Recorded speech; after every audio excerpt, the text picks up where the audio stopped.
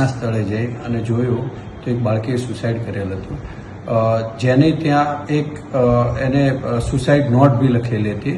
જે સુસાઇડ નોટની અંદર એવું લખ્યું હતું કે મમ્મી માફ કરજો, મારો મોબાઈલ ભૂલથી પાણીની ડોલમાં પડી ગયો છે, મને માફ કરજો.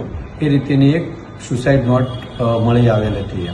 જે આવી ઘટનાની અંદર હોય ત્યારે જે માતા પિતા છે, બાળકો એમની આગળ એમની કોઈ રજૂઆત છે કે એ કહી શકે એ રીતેનું ઘરમાં વાતાવરણ હોવું જોઈએ, જેના કારણે આવી કોઈ દુઃખદ ઘટના ન બને.